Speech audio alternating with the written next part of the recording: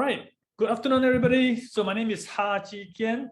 I believe some of you may already know me already. You've seen me a few times in the training before. And anyhow, just want to welcome you again to our 8 essential skills already this year. This is the number 8 essential skills. And it's brought to you by IMU, Industrial Partnership and Career Development Unit. Analytical thinking and decision making, right? So some logistics to be done. I will be spotlighting to me, and my video screen will be the presentation screen for you, because in between here I will be flipping between the slides as well as the whiteboard behind when I need to use it, right? So stay tuned to me. Focus on me, make it big so that you can get the best out of it, right? The program is analytical thinking and decision making.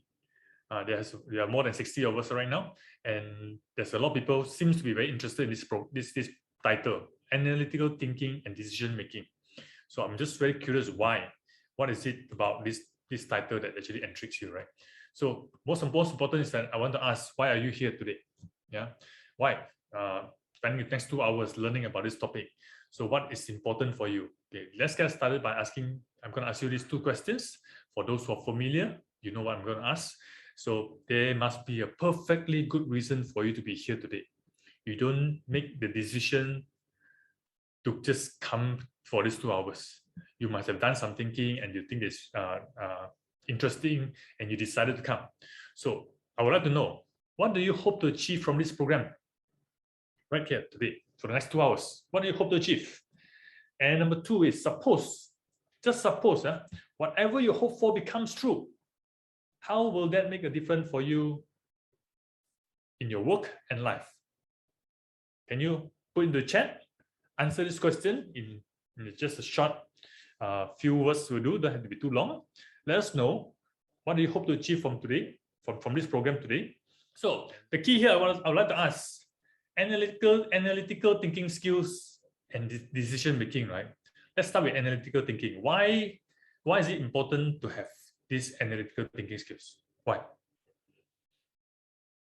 What's the use of it? Why is it so crucial to have these skills? What's the function? To me, it's just only one thing. I think there's many, of course, but one thing that sums up everything. We only start to think and analyze things because of what? Problem solving. Yeah. How about the rest? Is it true? Do you agree? I think so too, because for me, why do I need to think so much if there's nothing to solve, right? It's because there's always something to solve, right? Yeah, to have win-win situation, to get the best out of everything, to minimize losses. All this thing is about to do what? Actually to solve problems, right? If there's no problem to solve, why do we need to think so much? It's usually to get something out of it. When I look at problem solving, it's actually on a very big scale. That means there's things for us to make things better, more efficient, get the best out of things. We win more or we lose less, so that everybody win, both sides wins. You know, and it's all about solving something, making things more efficient, making the world a better place. Yeah, making the company or the family a better lifestyle, a better living standard, everything. Yes, it's all about solving something, right? So hence, for those who have attended my programs before, I always say, be a problem solver. We are here, all of us can make a difference to each other's life, makes a difference to your own life, to your family's life, by doing something better, more efficient, and changing the world as we go along, right? We all can do this. We are all leaders in our own rights. Right? Thank you for that. So, problem solving, right? So now, when it comes to problem solving, we need to think, right? It's definitely we have to think. And analytical thinking is one way. There's many other things. Even before this, the previous session was about critical thinking, yes, and analysis. So both requires different way of thinking, but both are equally important. We need to have both in order to solve things. Okay. So now I just want to get back to a little bit on. It's all about how we ask questions, and let's discuss a little bit about critical thinking and analytical thinking. What's the difference and how do we make use of both, right? So let's talk about critical thinking first. What is this about? And what is analytical thinking? What's the difference? And how's the process like? So that we have more clarity on what is what, so that we don't get confused too much. But you don't have to be too worried to actually identify what is what, doesn't matter. But I want you to have a good understanding how this thinking process comes in, and how does both of them complement each other along the way when we try to solve a problem, right? And how does critical thinking complement analytical thinking and vice versa. Yeah. Let's look at critical thinking, right? What is critical thinking? Yeah, and of course it involves gathering relevant data, information, right? And it involves evaluating the information, and then you want to ask questions to verify that information, because critical thinking is about making sense of things, right? Yeah, so you have to figure out whether the information is correct or not, then ask questions to verify whether is it relevant, is it the right information you're talking about. Then we want to assess it, and then assess whether is there any assumption being made on that. You want to know as well, right? If it's assumption, okay, we take note about it without any judgment. We want to know, and we want to weigh in people's belief and opinions as well, right? Because people will always come from their own thinking, their own experience. Everybody has their own beliefs. We have our own belief systems, and as a result, we all think differently. Like how we think life should be is very different from another person. How we think how work should be, how people should behave, how people should perform. The word "should" is all a lot of expectation, belief, and opinion. Yeah, we want to know that, so we weigh in and understand that. You also want to verify any arguments, because everybody will argue over a certain things. It's because of the belief and opinions, and some are assuming certain things. Yeah, like right now with all this COVID pandemic going around, there's so many belief about whether do we need to have the vaccination or not. There's so much argument about that, and there's so much data flying around, information flying around saying we should and we should not be doing, why not and why should we. There's so many things, right? So you need to verify all these arguments, and then interpret the information that we have. All the things that we got in, you want to interpret it, formulate. Then from there, you want to formulate the ideas. What do you think? What does it make sense from this? How do you make sense out of the whole information? And then considering even other alternatives, what could be, what is possible? Could it be this? Could it be that? Right? So you have the whole picture, and then ultimately you want to reach a very, very well-reasoned conclusion. That's critical thinking. Yeah, because critical thinking involves just not only facts. It involves, like you say, the belief, the opinions. That means, in other words, it involves people's faith and belief system in it, and hence it doesn't mean it's no longer really factual anymore. Well, it's facts plus something else. Make sense? It's plus something else that makes it more challenging to understand. Yeah, that's critical thinking. And is it important for us to have these critical thinking skills? We do, right? In this world, when there's so much thoughts and ideas going around and beliefs going around, we need to know this so that we can be very critical in our thinking. We know, and we can make sense of things so that we know what's right, what's wrong, what's true, what's false, and everything. Yeah. So how about analytical thinking? Yeah? Analytical thinking a little bit there's a little overlapping between both, but basically it's about facts, all dealing with facts. You want things to be factual, can be proven, so that we don't want all this gray area around, right? So when you're thinking about this, it involves some critical thinking as well, of course. But basically it's about, again, gathering information, and then you want to examine the data and information. Sometimes even to the extent of scrutinizing it. Yeah. And then use logic to process the information.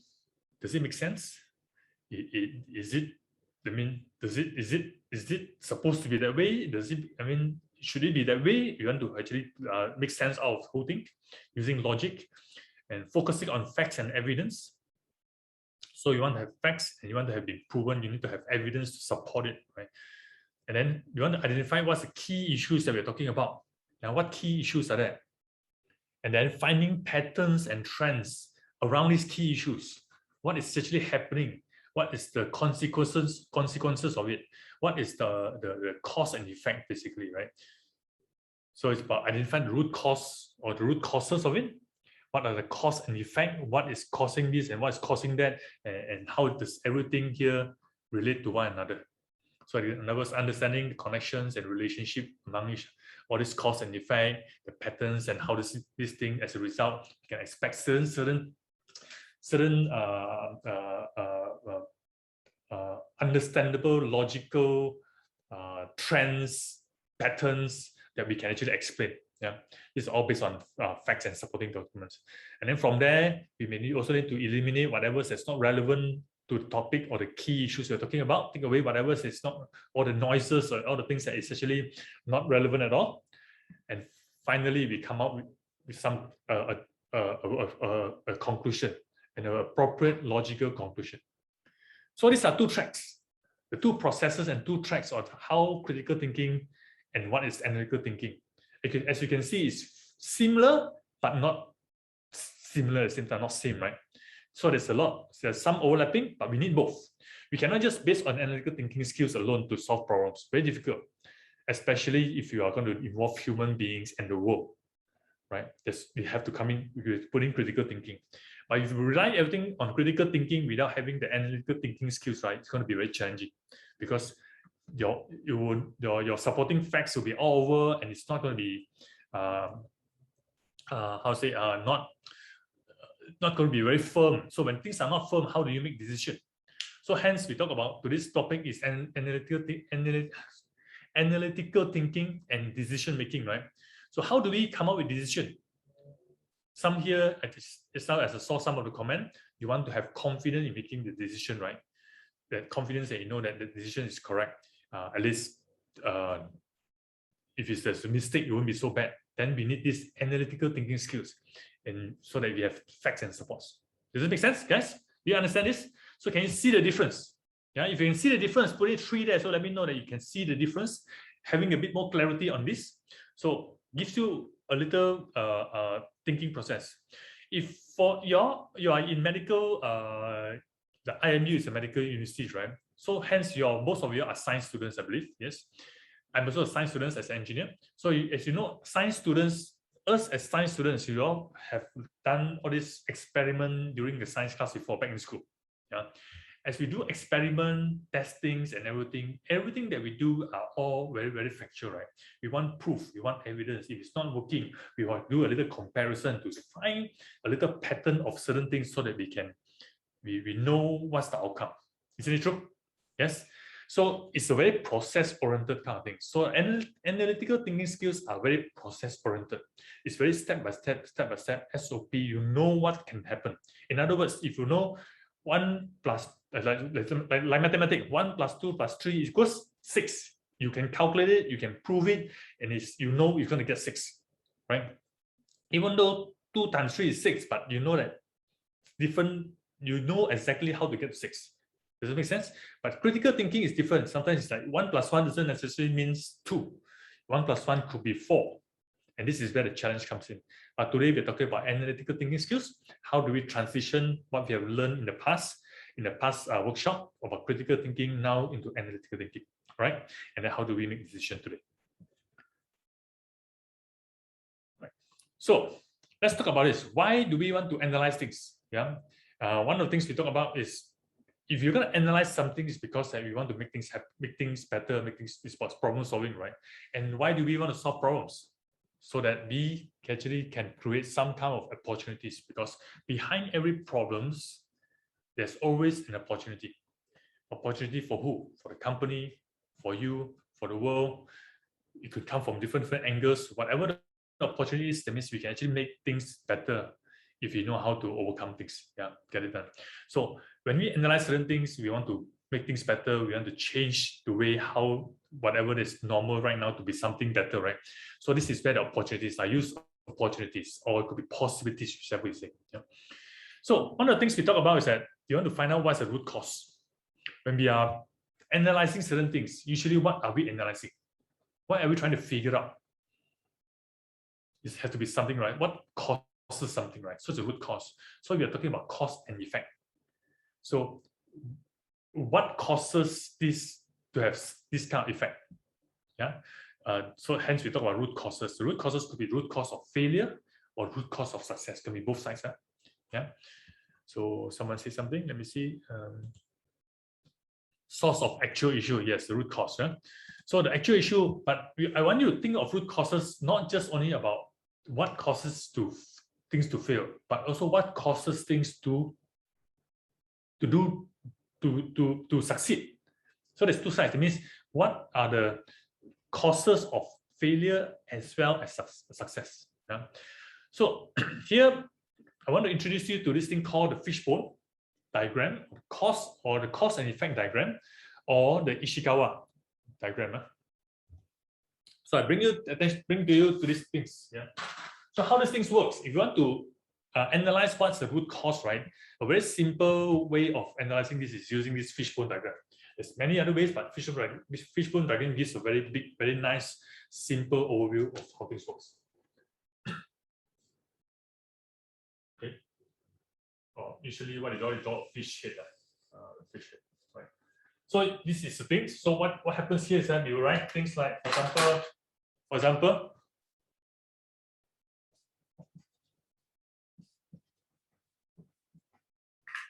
a failure.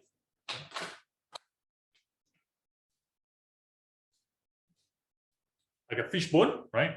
So what causes certain things to fail, for example, right? Whatever the things you're thinking, for example, give an example, say, why do we have your car tire is punctured? To see you have a flat tire, for example, right? So if it's a flat tire is punctured, and every time, why this? To see if every corner around the corner, a lot of cars are getting the tire punctured and flat. So we want to analyze what's the things, right? So the failure of is tire puncture.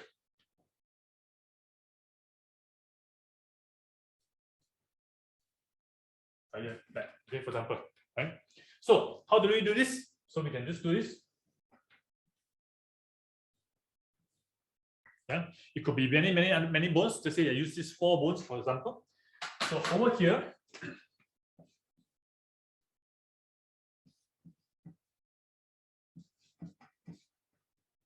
causes number 1. So what's the cause what is the potential cause, or what could be the possible cause that causes tire to puncture at this particular corner, right? So it could be because the corner is too sharp, and cars are going too fast. So every time the car goes too fast, the force on the tire, it causes the whole tire to just bend and then puncture. Could be. Whatever it is, so you have to put up over here, what are the potential? Use based on one assumption that you have, or based on one logical explanation, not just assumption, but logical explanation. And from here, what could be other possible cause?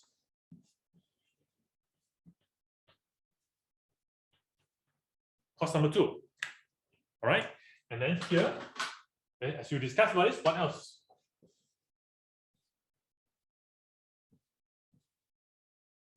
Cause 3, right?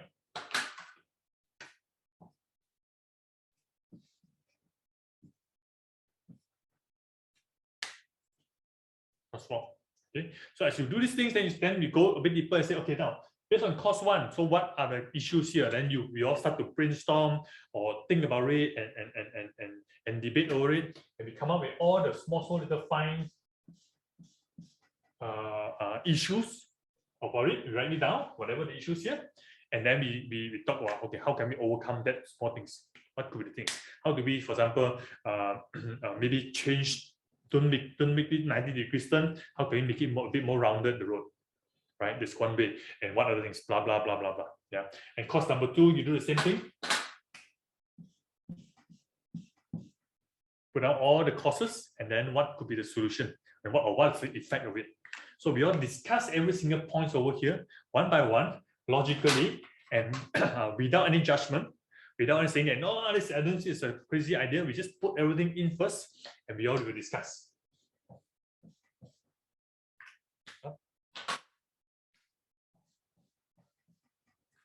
Make sense?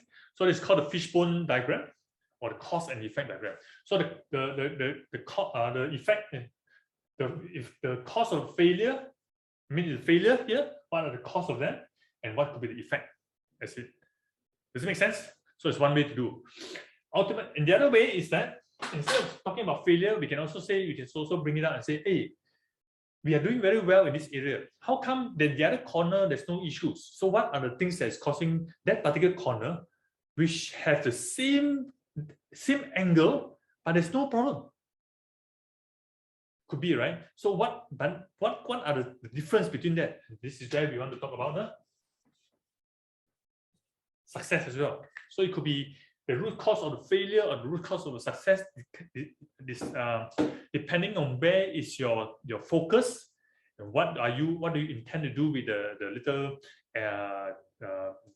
discussion about it. As we analyze the whole thing, you want to figure out where is the real thing. So again, it's about your focus. What are you focusing to do? Where is your focus point? So that from there we all find out what are the cause and effect things. Yeah.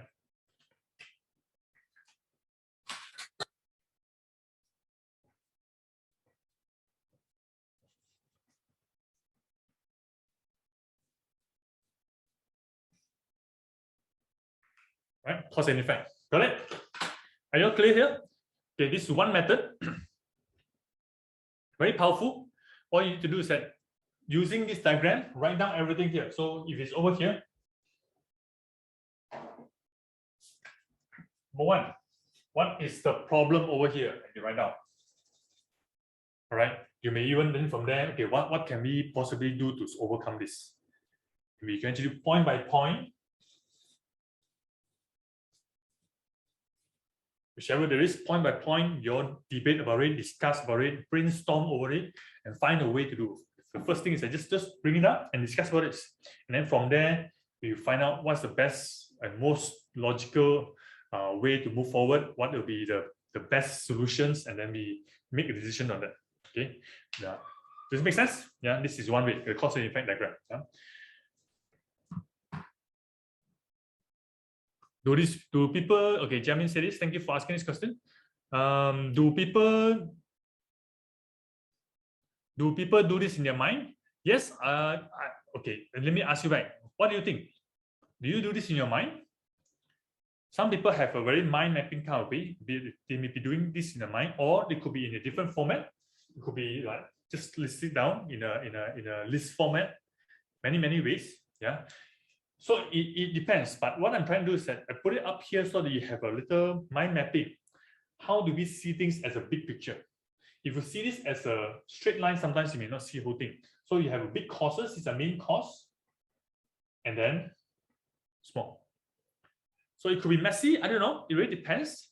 But the whole idea here is that when we are trying to analyze certain things, right, it's about analytical thinking, right? Either in the mind, sometimes it's better to just put it on the paper.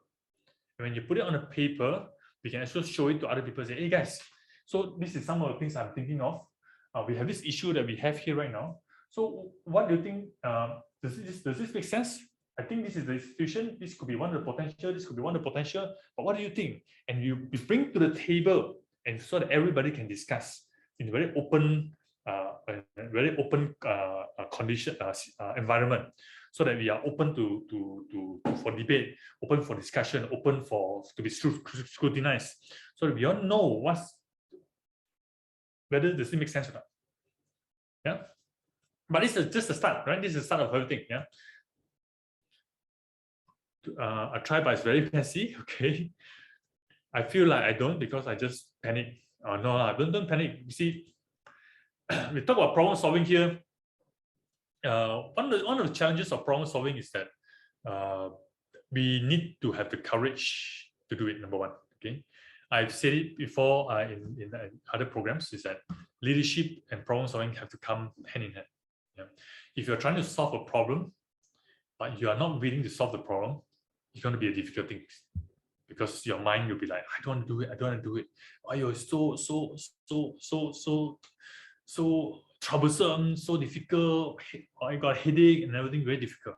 You need to come from a leadership position where I want to solve these things. I'll find a way anyhow. No matter how tough, I'll find a way. And this is where then only you start to effectively analyze and find a way to do something. But if you are not willing to, and this is where you need a critical thinking mind, because your mind inside your own mind is already fighting yourself, and you are giving yourself excuses not to do it, right?